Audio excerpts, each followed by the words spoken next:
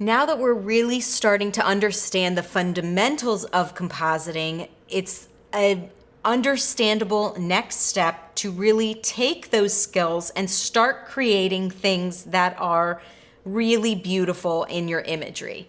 And so for this example, I'm going to take an image of my daughter and really elevate it to a nice portrait given the background that I place her into. Okay, so let me show you what I mean by that.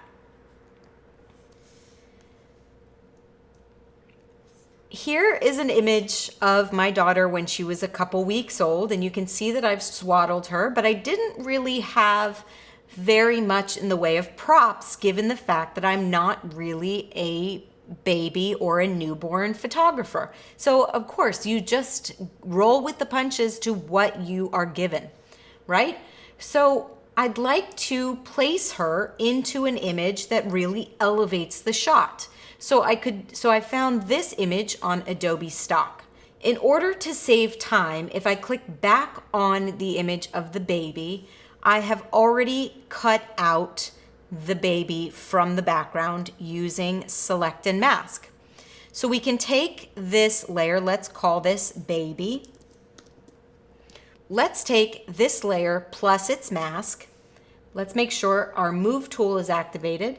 Then we're going to click down and drag, hover over the tab for our new image, and then hold down Shift as we release our pen or tablet and place the baby into our image. Now, of course, she's a little too big for the image itself, so let's hit Command or Control plus T, which will transform our baby. Let's hold Shift and Option or Alt and click and drag in to make the baby much smaller and place her over the eggs.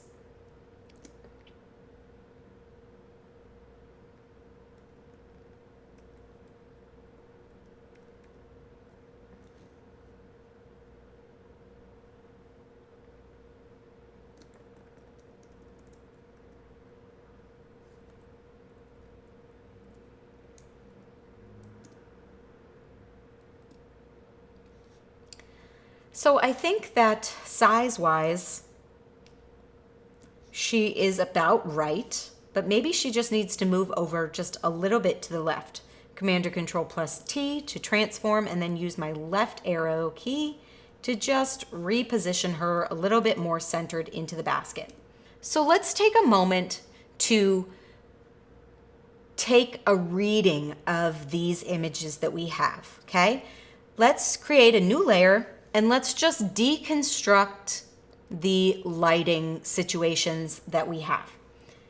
I'll use my pen tool to just illustrate some of the lighting direction. If I look at the baby, one telltale way to figure out where the light is coming from and the direction of the light is to look at the shadow underneath the nose, okay? So right there you can see that the lighting was, like, let's say it was almost straight on, but maybe a little bit to the side here. So let's say the lighting on the baby is coming from that direction. And it's nice and it's soft, okay? So that plays to our advantage. If we look, let me turn off the visibility of my baby layer and just look at this background layer for a moment. If we look at the background image, let's create a new layer. Let's change our arrow color. If we look at the background image, and let's just look at this shadow here, and let's look at this shadow here, you can see that it's soft. And also look, you can see the shadows here, even underneath this little cloth. So if we're going to deduce where the light was coming from, our best guess is that the light was coming from this direction. So that's completely different than the lighting that's hitting the baby. So if we select our background layer, we'll double click it to unlock it, and then we're going to Command or Control plus T to transform this layer. And then we're just going to rotate it 180 degrees. And if you're looking for it to be completely lined up perfectly vertical, just hold down your shift key, and that's going to allow the image to snap to the guides of the canvas. Now that we've done that, our lighting on our baby and our lighting on our background are matching a lot better. You can see that, let me just delete this. Let me use a new layer to just create a point. You can see that on the baby, we have shadows here, we have shadows here, and we have shadows underneath here, and also here and here.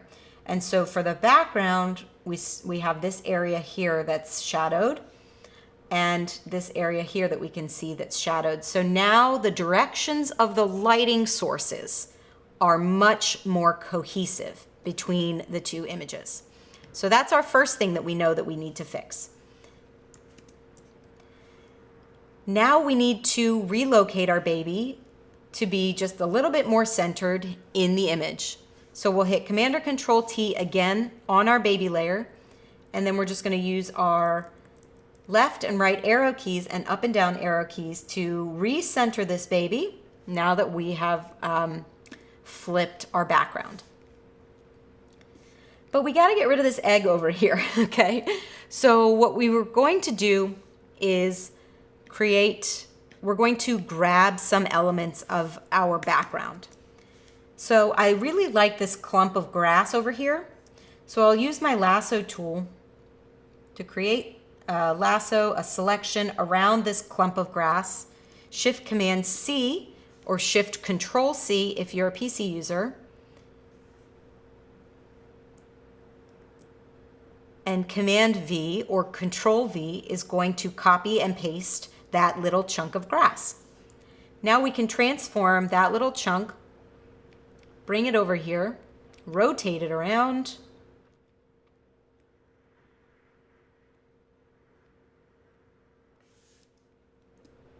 and place it over the area of the egg, well, part of the area of the egg where the baby isn't covering it up.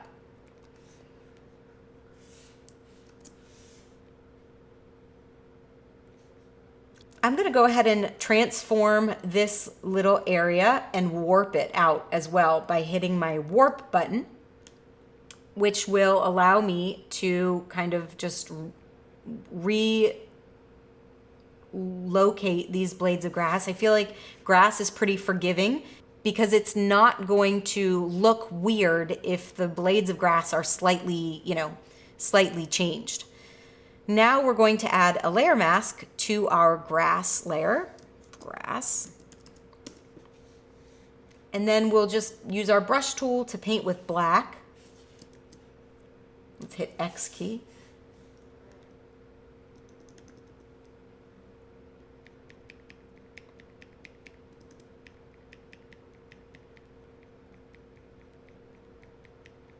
I'm just going to merge these two layers a little bit better.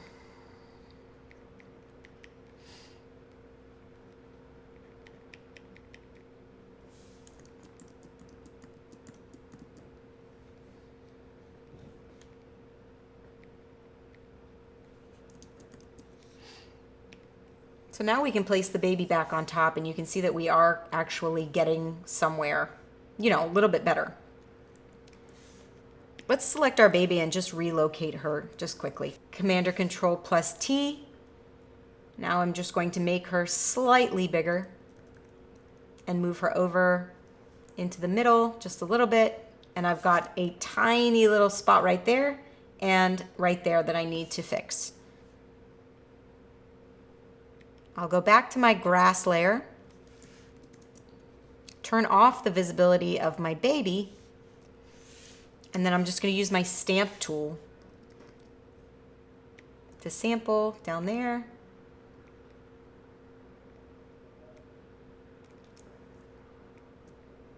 And just get rid of that little portion of egg that we don't want to see. And I'll do the same for right up here.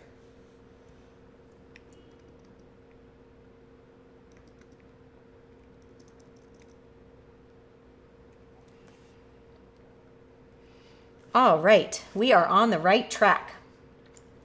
So far what we've been able to do is align the baby into the basket, and we've been able to get rid of all of the visual eggs that are that were not covered up by the baby. And we made sure that the lighting directions were consistent throughout the images. Now we still have color and contrast and a bunch of different shadow tricks that I want to teach you next in this chapter, but I just wanted to kind of take a reference of where we currently are in the process of, merging these two images together. So now I have this baby and she looks great in her little basket. But if I look back at the image that the baby was originally shot on, you can see that she was not encompassed in any specific basket of any sort. So the fact that we are putting her into a basket and trying to create the illusion that she was sitting inside of something, it's going to create the illusion of shadows on either side of her. But we don't have those shadows in the actual image. So it's our responsibility to actually create those shadows from scratch. And I'm going to teach you that next. The way we're going to do that is by selecting our baby layer in the layers palette, and then we're going to choose our effects menu. And let's choose inner shadow.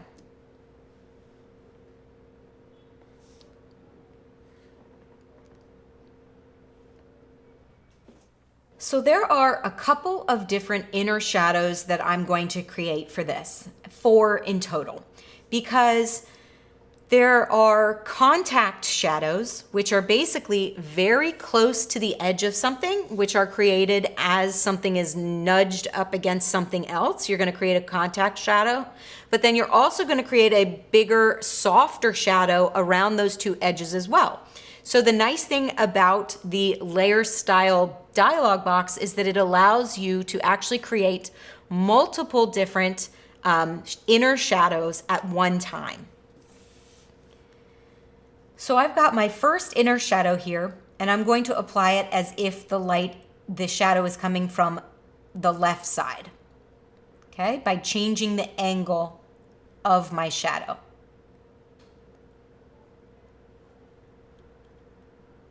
And what's really nice is that if you look over on the image here, you can start to see the real-time shadows show up.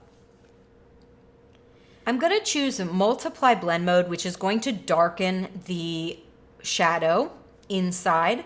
And then also, if we want to really stay true to this image, we could sample a color of our background so we can darken that shade to basically keep consistent with the shadow of the edge around the purple fabric. So we'll go ahead and do that, and remember that we're going to do 4 different shadows, 2 on multiply and 2 on overlay.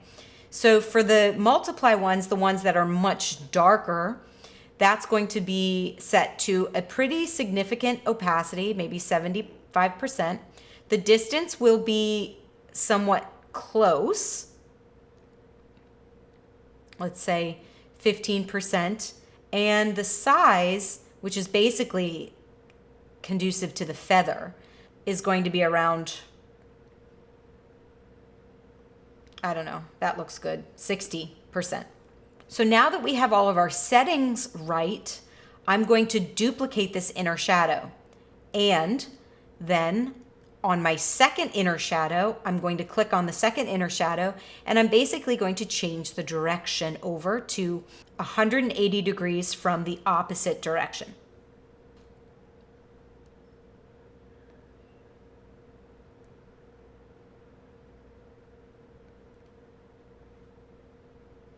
Okay.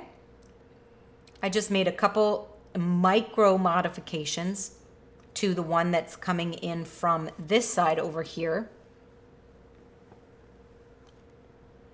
So I changed the distance to 28, and then I changed the size to 62, and I changed the opacity to 80.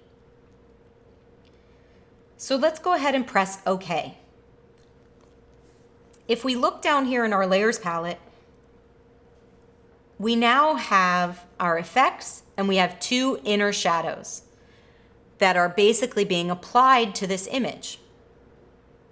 What I want to do at this point is turn both of those into their own layers by right-clicking on the effects and then choosing Create Layers.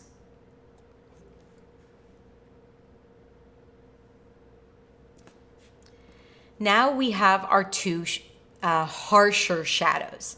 We have the one for the left side and we have the one for the right side.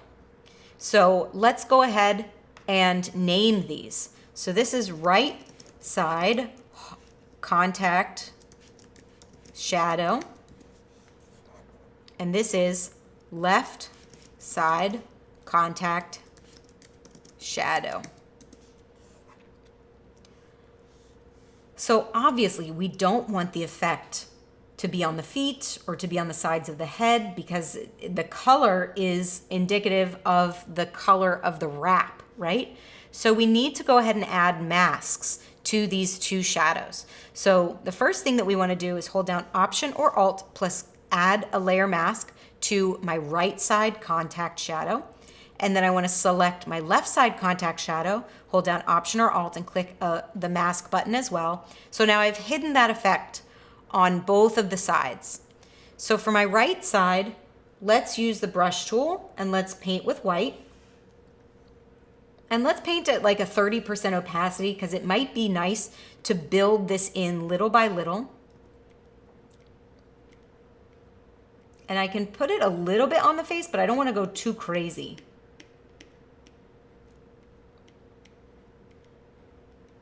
And I definitely don't want that purple color to be showing up on the feet either.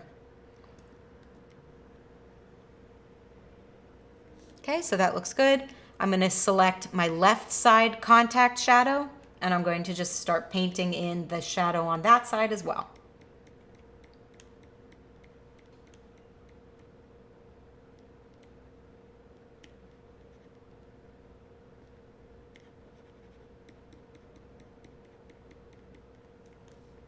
So if I turn on and off the visibility of the shadows, you can see how it's starting to really make these images look realistic, okay?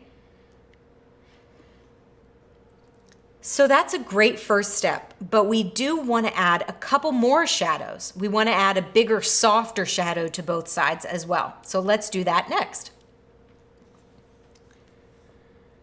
Let's select our baby layer again. We'll go back into our effects option. We'll choose blending options. And then we have our inner shadows again. So we can go ahead and put check boxes next to our two inner shadows that we have already selected, but we're going to make some modifications to them. Let's change the blend mode from normal to or from multiply to overlay on our first inner shadow, and then we'll select our second inner shadow and do the same thing. Change the blend mode from multiply to overlay. Now, we don't want to completely duplicate the exact same thing we did before. We want to go ahead and modify this. So we're going to bring up the distance quite a bit and also the size. So we have a distance of 63 pixels or 69 pixels and a size of 163. So it's really nice and soft around the edge. Let's bring down the visibility of this just slightly, maybe to 70. So let's say 70 visibility, 70 distance, and 170 size, just to make things easy to remember. Because now we need to go back to our inner shadow from the other direction and make those same changes. So opacity, 70, distance, 70, size, 170. Now we can go ahead and press OK. So I know this is kind of like deja vu, guys, because now we have two more inner shadows. So again, we're going to create layers from those, which are also clipped to our baby. But if I turn the visibility on to the softer, larger shadow, you can see that it's really adding the illusion that that baby is nestled into the basket. I'm going to do the same thing that I did before. We're going to call this one left side soft shadow.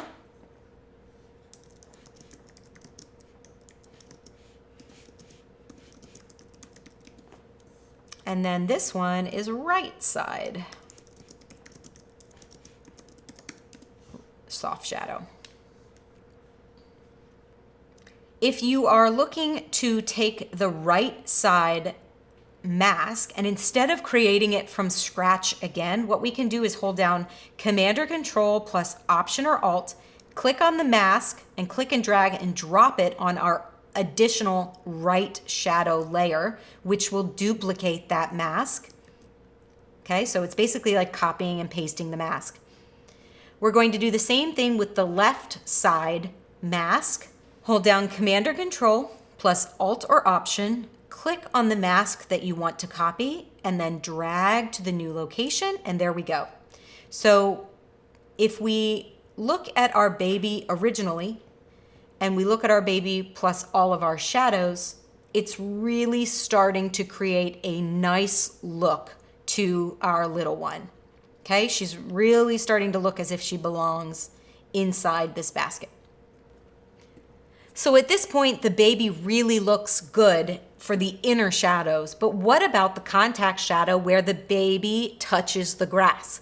We really need to work on that area to make that look realistic as well. I'll teach you a different method to create those shadows because we really need to take into account the closer the object is to the background, the more harsher the line of the shadow is going to be. So as you take the object away from the area, it's going to be softer, but the closer the object is, it's going to be a harder edge. So we want to be able to build up that shadow effect underneath the baby. So that's what we're going to do in this next section. So if we look down here in our layers palette, we have our background and we have our addition to our background, which is our grass layer. And then we have our baby and a bunch of different shadows that are clipped to our baby layer. So right in here, we need to create an adjustment layer that's going to darken the area around it underneath the baby. So what I want to do is I want to select my grass layer. Then I want to come up to my hue saturation adjustment layer and click that to create a new hue saturation adjustment layer. I'm going to start by decreasing the saturation to about -40. And then secondly, I'm going to take the lightness to -30.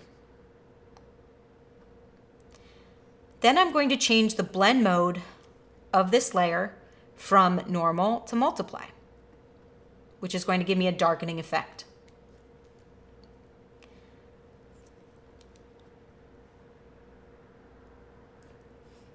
I'm going to rename this layer Background Darken, and I'm going to select the mask and invert it by hitting Command or Control plus I.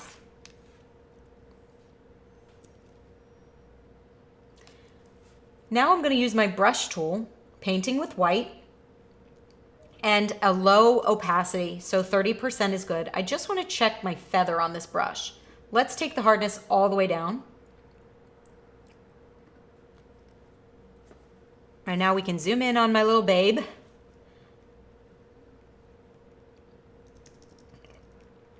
And closest to her, closest to where I know that she's going to be touching the grass, I really want to darken those areas of the grass and the basket, right? Because I know she's touching it and it's going to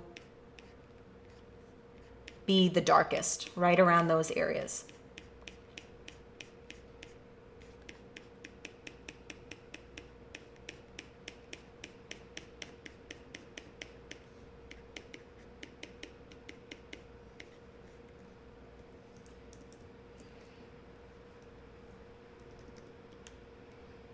Now I can go ahead and make a little bit of a softer shadow around the outside to the areas that I know should be darkest. This is why understanding how lighting works is really going to benefit you when you are creating composites, because as a photographer, you're going to know how lighting should look when creating those realistic shadows. So let's look at the before we added the shadow and the after, okay? Huge difference in having the two different elements in this image really blend together well, okay? So that has definitely improved on the overall composite. But I do want to take this area right at the upper side of the head and make it less dark. So I'll change my brush color from white to black. I'm going to come here and back off of this area just a little bit.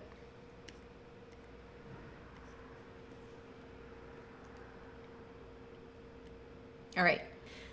So there's a couple small little things that we have left to do. We need to match the color of the baby and the contrast of the baby to the underlying image. Those are really quick fixes that we're going to do next, but they really add that realistic suggestion that these images were ultimately taken at the exact same time, and you'll very rarely get people looking at your composites saying something doesn't look right, it doesn't look like it was photographed correctly, like there's just something off about the image, it must be photoshopped. If you go through and you take the time and you match the contrast and the color, that's gonna be very rare that it happens. Somebody's like, I smell there's a little bit of something fishy going on here. It's not gonna happen if you do all of these steps. So our first step is going to be to match the color. So the way we're going to do that is by creating a color balance layer. And again, we want to clip this color balance layer to the underlying baby. So hold down Option or Alt plus hover over the line between the two layers and click. And then we're going to name this color balance layer Baby Color. Color Shift.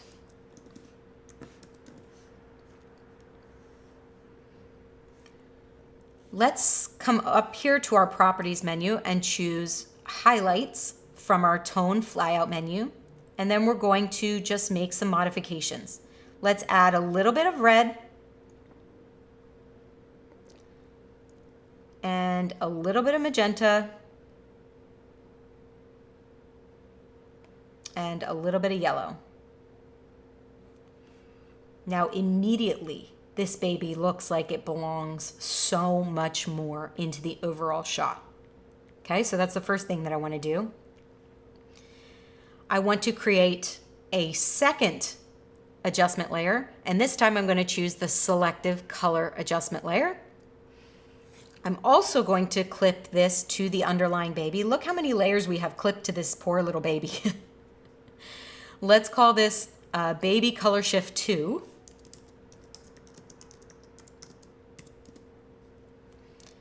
We're going to choose magentas from our flyout menu of colors. And then we're just going to add quite a bit of yellow into that magenta wrap.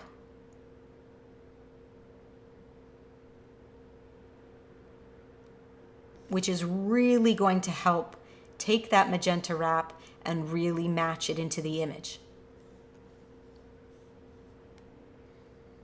Our last step is going to be matching contrast to the underlying image of the baby. So as you can see, the face of my baby is extremely hot, and there's a lot of dark colors, which makes the contrast going on the baby slightly more polarized than the surrounding image. The surrounding image is really nice and flat and soft and buttery, and then this baby in here is just really crunchy and contrasty. So I want to fix that.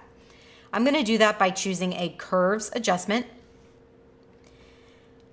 And I'll clip this to the baby again. And let's call this contrast adjustment. So here's the thing, we've got this picture of this baby and we have all this color kind of flooding into our eyes at the moment. And so sometimes that can make pinpointing issues of contrast a little bit harder to spot because we're kind of bombarded by all this color. So what we can do is give ourselves a visual aid that will basically remove the color from our image and allow us the ability to really pinpoint and fine tune the contrast to make it match to the background. Because as soon as you remove that color data, your eyes are completely focused on matching the contrast only. So the way we're going to do that is by creating a black and white adjustment layer over top of our image. Now, of course, we are not going to clip our black and white adjustment layer to our baby because we want it to be overlying the entire image. So now that we have this visual aid here that we're just going to use for a minute, we can click back on the curves adjustment layer and start to modify this curve to kind of bring down the highlights a little bit of the baby.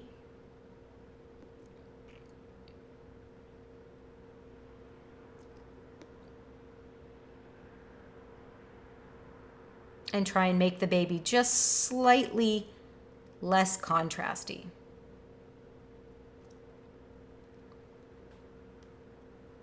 You can kind of consider this like a reverse S-curve because you're decreasing contrast from this.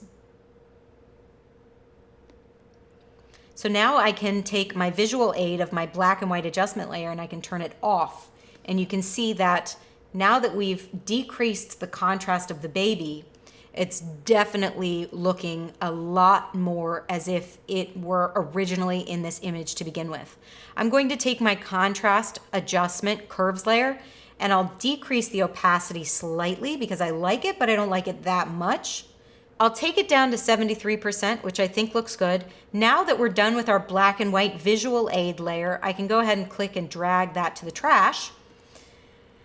And let's look at our original image.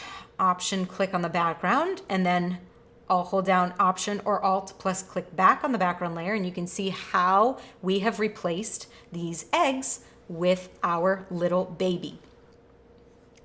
Okay guys, so I hope this lesson is going to really drive home the facts of matching color, matching contrast, making sure that your lighting is coming from similar locations in your shots.